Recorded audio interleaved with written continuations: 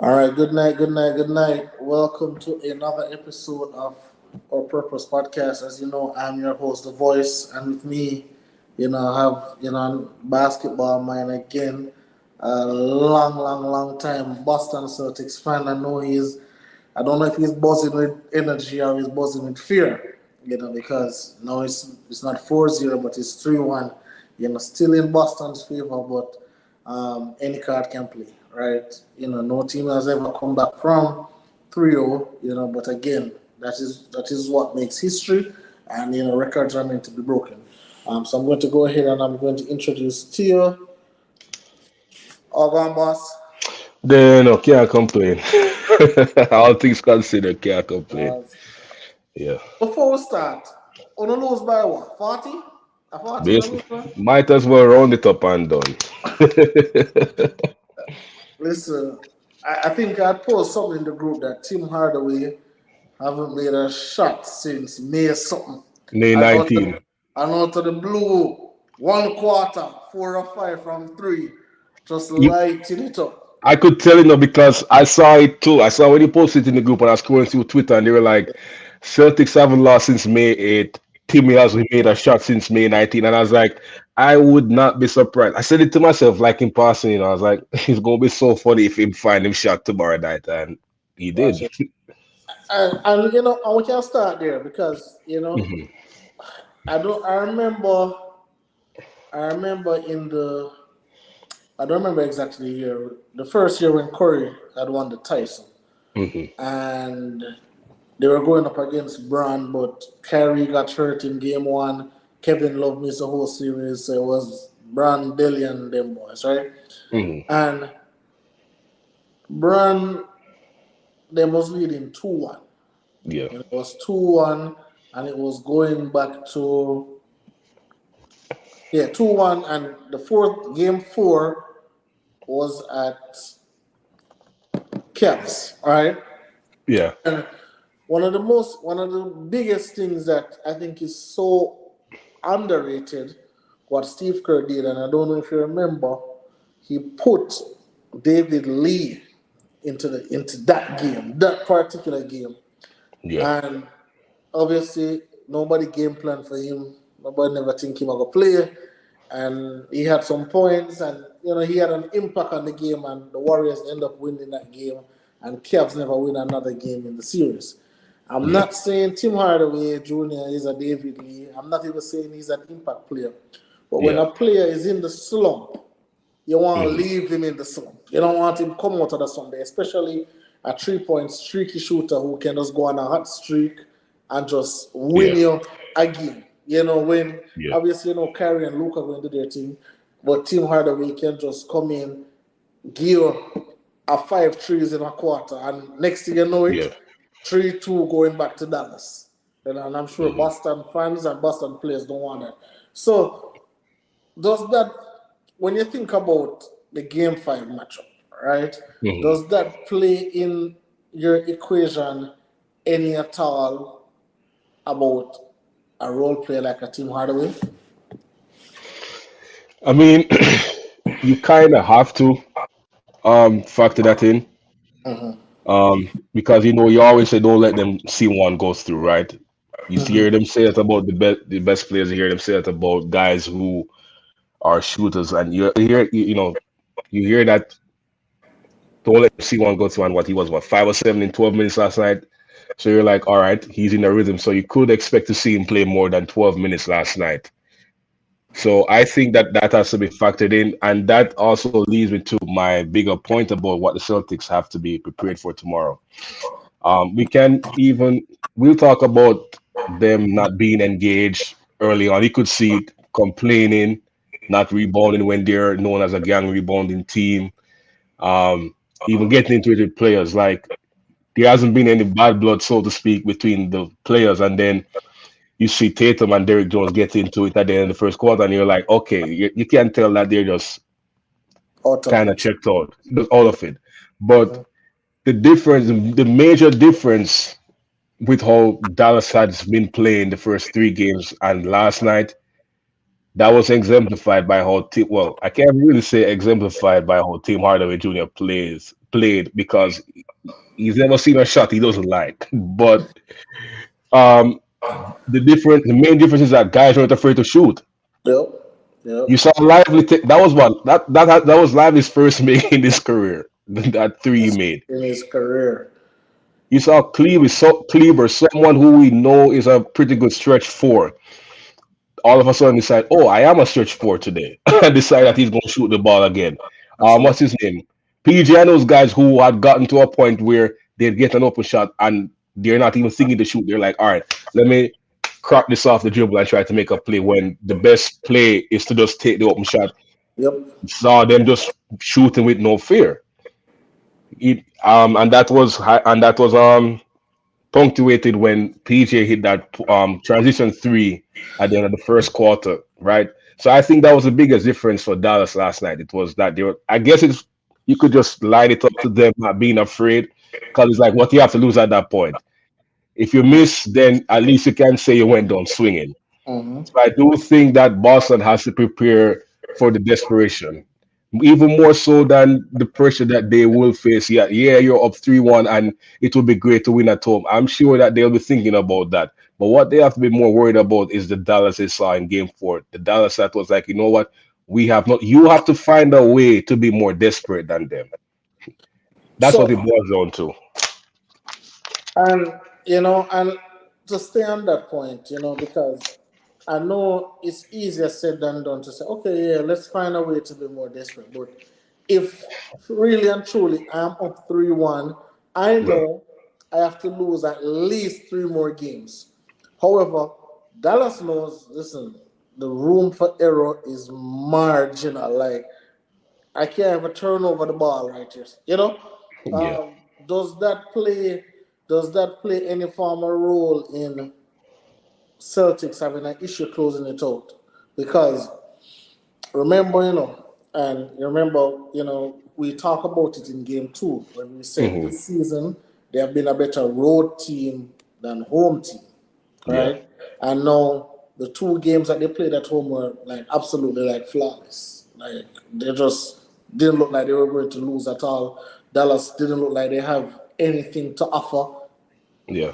at the Celtics. So, looking at this, are you any at all worried? Are you saying, are you worried? The I wouldn't really say worried. I just say I'm monitoring the situation, kind of concerned. Because Mhm. if they had just lost by like 10, 15, even five, you'd be like, you know what? We've seen it before.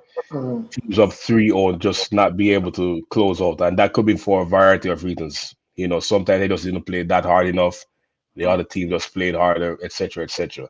So I will say, not necessarily worried, but you have to take into consideration that you know they lost by virtually 40. The reason why I'm not at like something above like say 5 out of 10 or worse is because you just have to look at the record for them this season. I'm not even going past this season. This season they've answered pretty good to adversity, quote unquote. Evidenced by the fact that Kristaps missed what 37 games and they've won 31 of the 37. The fact that they haven't lost more than 2 games in a row all season, and in the playoffs, you saw some of the losses they took. The Miami game, it could have crept into their head. They're like, oh, what if they get hot on at home again? They came out, they answered. Um, But then I can do a caveat to the Miami game to say, well, if Miami had Jimmy, mhm, because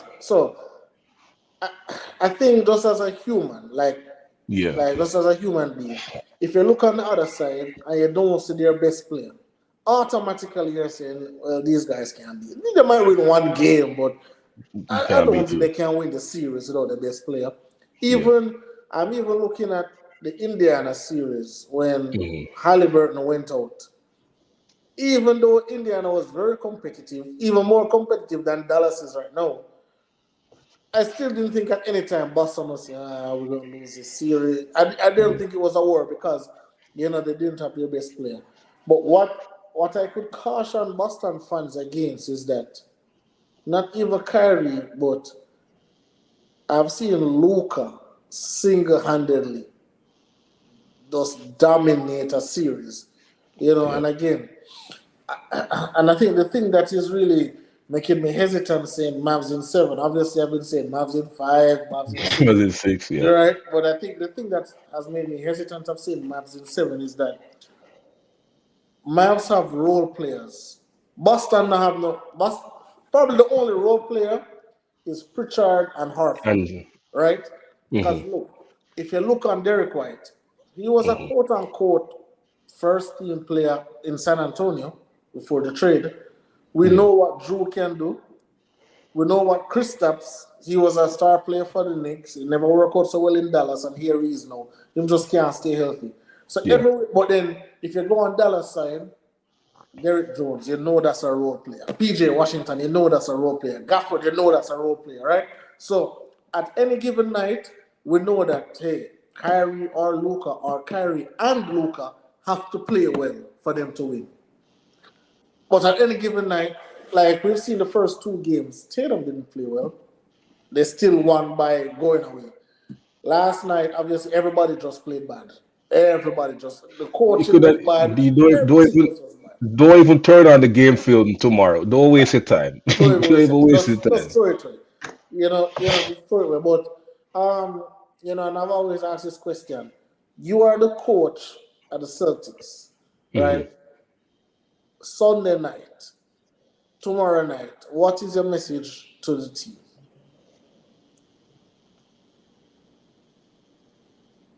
I don't really say much else other than play to the level that you've played all season. That's really all you can tell them. Don't even tell them about the fact of what winning at home can do for them and Yeah. stuff like them. That will take care of him. That will take care of itself. Just play to the level that you've played at all season. That's really all you can tell them. I don't get into don't do this, do that. Don't even get in. Don't even get too in depth. You just have to tell them point blank. Play to the level that you know that you can play. We have one more game to win.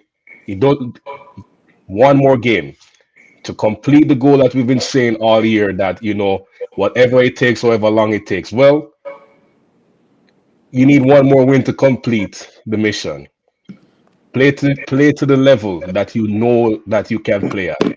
That's really all. Don't get any deeper than that. Play to the level that you know you can play at. That's what I'll tell them. And then, if you are if you are the Dallas coach, you Hmm. are Jason Kidd. Yeah. What message are you giving your team? I'll kind of piggyback off of what Jason said to them before game four.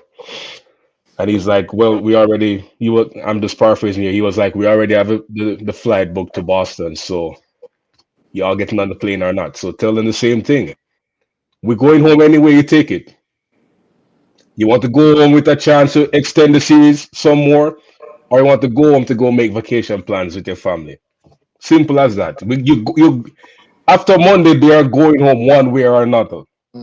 Yep, one way or another, you're going home. Might So as well you go home to extend the series. exactly. So it's up to that's all he has to tell them. You're going home anyway. You're going home Tuesday morning. Anyway, you take it. You're going home. So So there, so there has been, and obviously anything is subject to change. If the series indeed finishes on Monday, mhm. who is your MVP and why? I say Jalen Brown, because not even going to get into the numbers and everything. I just feel like he has set the tone on both ends. Everyone has been up. Last night I said everyone has been very engaged on defense and done what they needed to do when they needed to do it. Every single person, even down to Hauser and Pritchard, who for some reason the team still think they can go at Hauser. But more power to them if that's what they want to do. It hasn't really worked out much, but more power to you. I'm not. I'm not going to complain. I'm not. Yeah. But Yeah, I'd say Jalen because I would say that he has done a complete 180 from how he went out last year, and you can tell that he's worked on a lot of his weaknesses, and that has shown itself this year.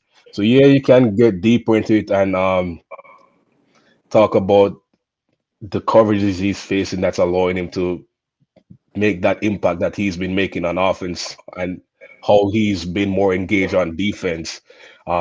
He's always been a good defender, but you can tell the difference this year. It's not just him being a good on-ball defender.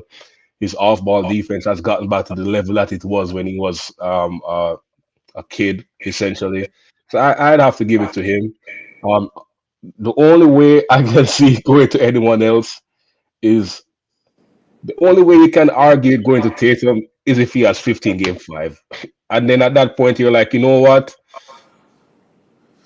You and then the number I mean and then you'll be like, all right, the number is going to look much better than they do now, the shooting number specifically. But And then there'll be an argument. But I think that they have to look past it and make it be consistency. but I think so. Remember, you know, so Hmm. I think the numbers are a little bit more even now because Jalen Brown had 10 last night and Yeah. Tatum had 17. Hmm. But I think the shooting percentage is where Jalen Brown really have him because rebounds and assists, you know, Tatum is higher.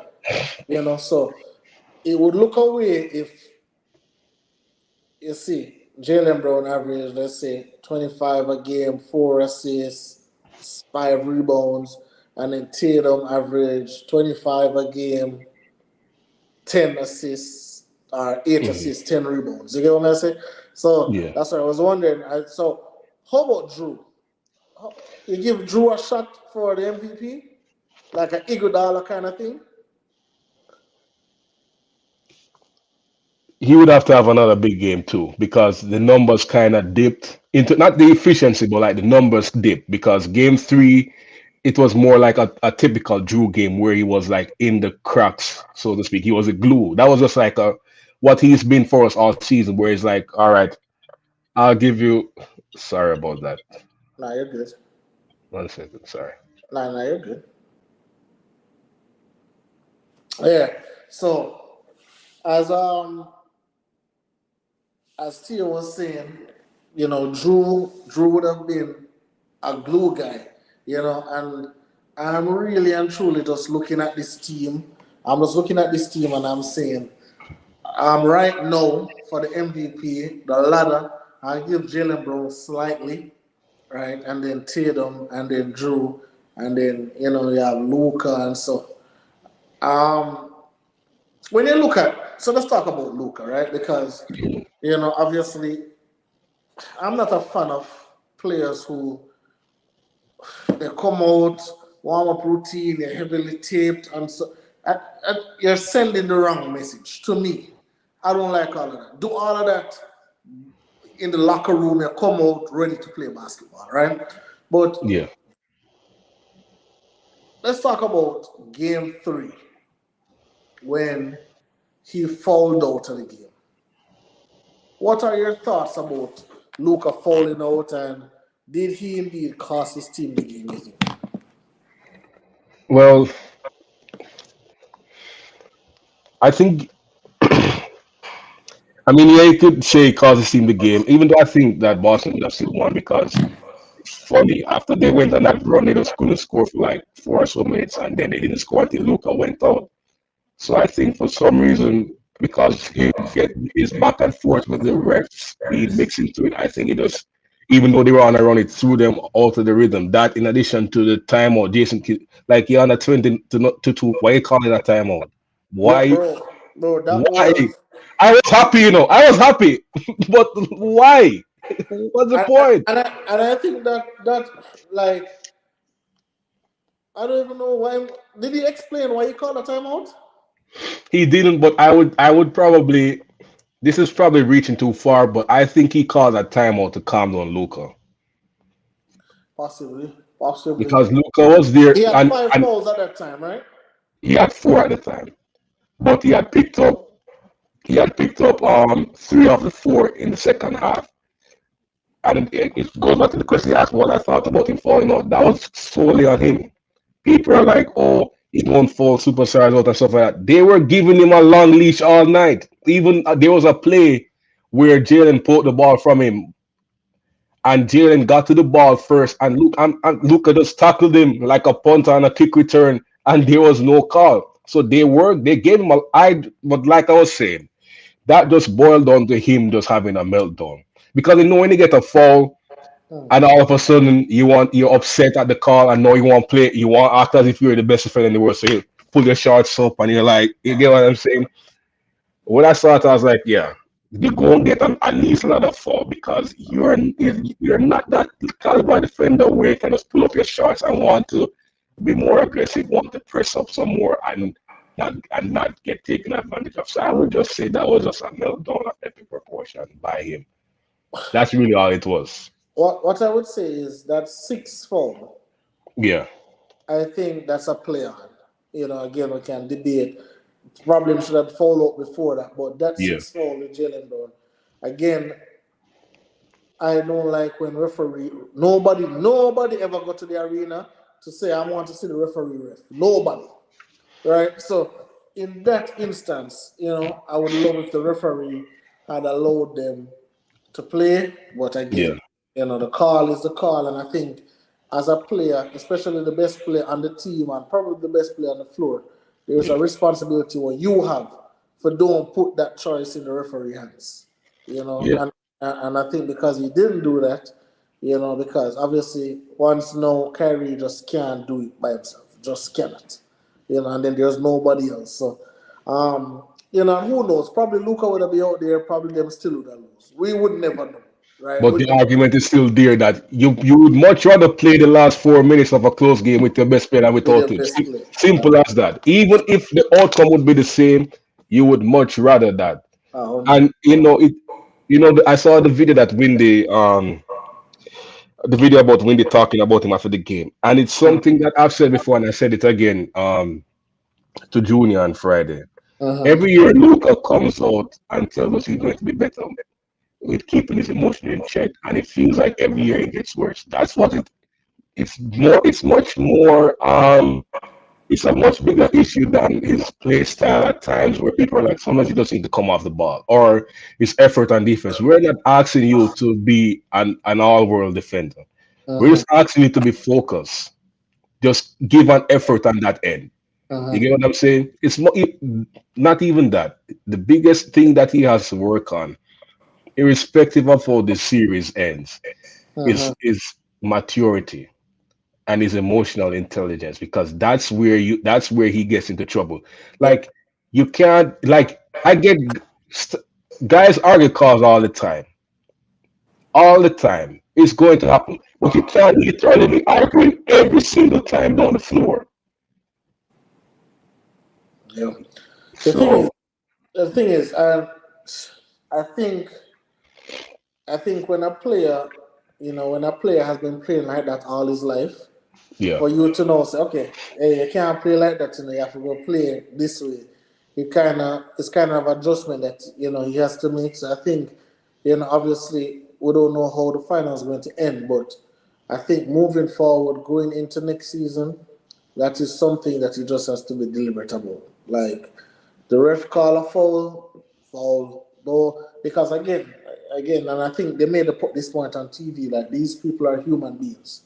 So when you continue to shout at them, scream at them, cuss at them, nobody now gonna say, okay, well, I can't make that pass.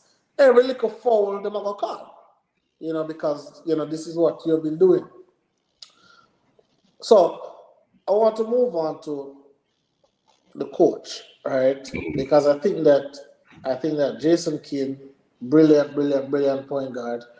But I think part of also the reason why, part of also the reason why, and you and I have spoke about this about paper coaches, right? About coaches yeah, who coach off a paper, and Luca been in 6 minutes. All right, time to take him out, right? And I think he has been out coached because Mazzulla has been the type of coach who coach the game. That's what I'm seeing this series. He coaches the game and not coach on paper. There have been numerous times where I see, especially like a game 3, and this is why Even though I don't think Lou is great, Ty Lue is great, but I think he understands certain moments. And, with, for example, like with a LeBron, you're in a do or die game, my best player now come out. Not coming out. No matter what. You see the man take out Luka with 3 minutes left in the first quarter. And then you want to bring him back now with 2 minutes gone in the second quarter when the Celtics are making their run. Like those little things kind of like trigger me with seeing, are you really a good coach or you just have a good team around you? What do you think about Jason Kidd coaching tactics? I think defensively, that's where his calling card is. Ironically, because he was one of the he could orchestrate an offense like no other. So it's funny that his calling card is defense, and that's been the most puzzling thing to me about him throughout his career. Because people will argue and say, "Oh, you see, Luka plays. There's only so much you can do on offense," but Mm-hmm. Kidd's offenses throughout his career at every coaching stop, it's always felt like there's a little bit more that can be done. Take, for instance, people give him credit for putting the ball more in Giannis's hands, and you saw his assists go up, etc., etc. You saw him; it helped with the scoring as well because he wasn't using him as just a play finisher, right? Budenholzer came with that same team, and they could have more offense in the league. So I think that Kidd's issue throughout, and when you have a deficiency, that's usually when you bring in an assistant coach who's good in that. For some reason, Kidd's offenses have always been for some reason. Defense, and it's crazy because you'll watch how they defend, and they will literally try anything on defense, and then on offense, it's like they're afraid to run the same plays even 2, 3 times in a row. Yeah. So, and I know with Kidd, he was kind of like a point guard on field. Like he would see something and do it, Yep. do it again. Yep. So the fact that his team can't run up set 4 or 5 times in a row if it's working, that's always been puzzling to me of why such a great point guard, why his team's offenses are always just you Uh, know. you know what's funny when you say that? Because I was watching LeBron and JJ pod, and LeBron literally saying same thing. He can't understand why coaches do that. Like if we're running a play and they can't stop it, continue running that play until they stop it. That you want to sorry to cut him, but that's how Boston got the lead in the third quarter because they kept running that empty corner pick and roll over and over again. Dallas couldn't stop it. They're like, all right, run it again, run Mm-hmm. it again, run Yeah. it again. We'll run it and tweak it a little. We'll use Jason as a screener instead, or we'll use Jalen as a screener this time instead. Run it again, run it, Yeah, they just run it until they stop it. You have to force them to stop it. and that's part of what makes Denver so good. You can't stop the set. We'll run the set over and over again. Uh, it's like when you see Joker and Jamal in that pick and roll, you know exactly what's going to happen, but you just cannot stop it. If it ain't broke, Don't fix it. Don't fix it at all. All right. So a couple things before we wrap it up. The last thing I'm going to ask you is about obviously who wins Game Five and why. But mhm, before I even do that, I was watching some interviews, right? yeah, I was watching, especially Kyrie interview, and you know, obviously, and I said it in the group. The way of Kyrie interview, I would think this man is up trio, very calm, very just poised, and just understand. So listen, in the grand scheme of things, it is literally just a game. It is literally just a finals. yeah. We'll be all right after that, right? Do you think if you are Dallas, Mhm. because I know Kyrie never get the max. I didn't think he even get a lot of money. Would you rework seeing that all right, seeing that all right, this thing really work with Luke and Kyrie. Like we still Mhm. say it has potential. Probably we need for other we definitely need a better wing than Derek Jones. You just know he's athletic and so good, but nobody's seen Derek Jones and say, "Oh, I'm scared." Nobody. Mm. Like, would you offer Kyrie some more money just to finish out his career in Dallas, or would you try go out there and probably see if you can put Luca with, because as you know, Luca is not for everybody. Definitely an acquired taste. Just couldn't get along with Porzingis. Just couldn't, right? Would you say, let me get a younger person, probably like a Donovan Mitchell, probably add some shooting, add a Clay Thompson. By looking at these finals, right, we know Boston team is kind of set for years to come. But looking at a Dallas team who probably wants to go back to the finals, who want to be a team to be reckoned with, what what changes, if any, would you try and make to improve this team? Not anything drastic, which has been Dallas's problem in the past. Because we saw them win, and you know, it's good not to stand pat after you win, but I think Mark Cuban went too far in trying to tweak the roster. I ultimately When blew up in Dirk his won, face. when Yeah, when Dirk Dirk won. Oh yeah, Yeah. yeah, yeah, yeah, So yeah, it ultimately blew up in his face. So I think it's a case where yeah, you're going to think and tweak some things, but you can't go too far because sometimes when you try too much, that's what happened with Dallas. Dallas tried to do too much. You're like, oh, don't worry, we didn't work on this year. Next summer we'll go after Dwight Howard. Didn't get Dwight Howard. Oh, we'll go after this person. Didn't get them. We'll go after that person. Didn't get them. So I think it you have I saw what I would do if I was in the Dallas ownership's place, in Nico Harrison's place, to be specific, because he's a GM. uh, You have Kyrie at 42 million a year. That's a steal. That's a steal. So I wouldn't really touch that right now, but I would try to get another wing to put next to PJ because I think, and I'm biased. I'm clearly biased because I'm a Kentucky fan. So I do believe in PJ. So I would, I'd still keep PJ, but I would look to, get another wing, like you said, probably some more shooting out there, mhm. and also just keep developing Lively. Because I, even the three hit, it didn't really surprise me. Because I know that he can shoot, he just hasn't had the opportunity to flash it. So I would just keep developing him, not letting him go that far out into it, where he's like, oh, he's taking 5, 6 a game. Just develop it enough that he can, if he's out there and he needs to shoot it, he can shoot it. But just keep developing the younger players as well. So that's so, what I'd say. so this is my thing about. This has always been my thing about tweaking teams. Yeah. And I think it kind of applies to like NFL as well.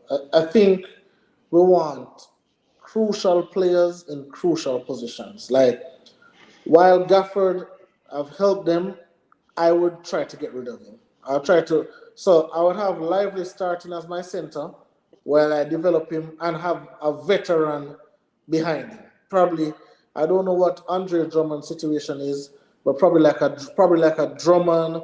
Probably, I would even go as far as if I can lower a Vucevic from a Chicago. I would try to get him. A player who actually him can learn from, because I think Gafford obviously his offensive skill set I believe is limited, and just his impact, because Lively is out rebounding him. Lively is out hustling him. And if you don't get lobs, then that is it. He doesn't have an impact on the game, right? And again, if you look at a Gafford who is younger than Al Horford, but when Al Horford is in the game, you feel Al Horford's presence. You want to be able to feel Gafford's presence. I don't Even feel it. even Tillman, who got thrown into the fire in game 3, hasn't played much. All not even all finals, all playoffs. He hasn't played much. You feel the impact. Yeah. You feel So. the impact. You feel the impact for sure. But on that note, when we wrap this up, Hmm. I'm going to ask you, who do you have? Who do you have winning Game 5? And we'll do, if you're available, definitely we'll do a pod on Monday Mhm. But who do you have winning game 5? Why and by how much points? Well, I know I'm Boston, brother. So no. Yeah, no, but I was going further this way. I was like, funny enough, I feel like Boston is in a situation where they have to win game 5. Not saying they're going to lose the series, but they kind of have to win game 5. And you might say, oh, they have 3-1. They have 3 more cracks at it. But Hold on there. Your voice kind of crack up when you talk. oh, Yeah. no, I was saying that Yeah. I'll put it this way. Yeah. It's crazy because Dallas is the one who's down 3-1. Game 5 is more a must win for Boston in terms of that they have more pressure. All right. Because the chance to win, not many people get the chance to win at home. Not at all. You win at home, you get immortalized, but it will be the first time the Celtics have won since '08. I remember because I was 9. It's a long time ago, Yeah. right? So I think I pick Boston because like I was like we were discussing before we started recording, they've had a track record of responding even when they have been all season, even when they've had like probably not as bad a loss as this in terms of the points they lost by, but just as bad a performance where it feels like nothing has been working. Guys just completely checked out. So that's what I'm leaning on, the fact that they've always responded well to losses all season, to adversity, whatever you want to call it. But it is more of a must win because of what lies beyond game 5. If you don't win game 5, then it's going to be even more talk. It's going to be like, could this be a repeat of what they did last year? Could this be a repeat of this, that, and the third? Mm-hmm. So, and then you know, there's already talking about whose team it is, Jaylen Brown. You don't really want no more talking from that. Everybody start look to them side, the locker. You don't really want none of that. And then you have more time to stew because, like we were saying too, it's like right now between 4 and 5, you have 2 days in between. That's the same thing between 5 and 6. If you have to go to a game 6, game 6 is Thursday. So you go have that stew with Monday night, then you have that Tuesday, Wednesday, you're stewing with that as well. So, but I do think they pull it out. Like I said, I've seen how this team has responded all year.